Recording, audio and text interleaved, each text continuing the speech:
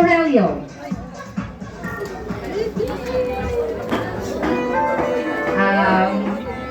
Magandang gabi po sa inyong lahat. Happy birthday, Ninang Toreng. Simple lesson na tinuro mo sa akin. Sa lahat na nandito ngayon, nung bata pa ako, lagi akong kasama ng Ninang Toreng tsaka ng Ninong Madeng sa lahat ng okasyon. Ma-birthday man yan, kasal, fiesta, at kung ano-ano man.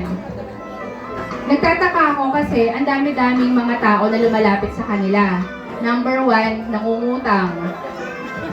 Tapos nagtataka ako, bigay siya ng bigay ng pera, bigay ng pagkain sa mga taong lumalapit sa kanila, pero hindi sila binabayaran.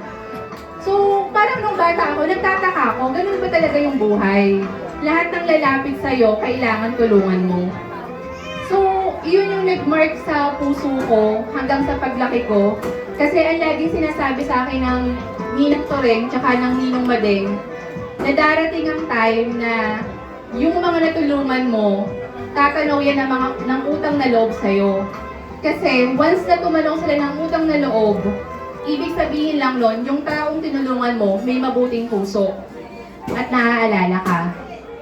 So ngayon, I'm 35 years old and so ito yung mga nagmamark sa akin ngayon na dahil sa lahat ng aral na naituro mo sa akin, ang pinaka di ko malilimutan talaga yung parang yung pagtulong sa kapwa na dapat pag tumulong ka sa kapwa, huwag ka mag-expect ng kapalit, pero darating yung point na kailangan pag ako naman yun,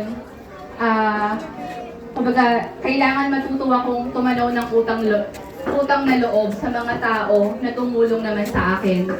Tulad sa'yo, napakalaki ng utang na loob ko sa'yo kasi nung panahong nag-aaral ako from elementary, high school, college, even nagtatrabaho ako, lagi mo akong binibigyan ng pera.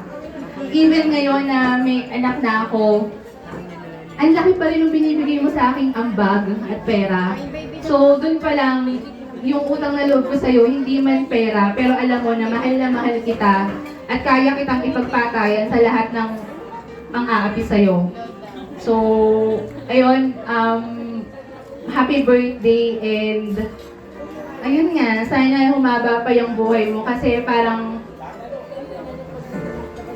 basta, yun yung lagi kong pinagdarasal, lalo na nagkasakit ka, na parang hindi ko kaya kapag, alam mo yun, sana, humaba pa talaga yung buhay mo at matagal pa tayo magsama. Mahal na mahal kita. Maraming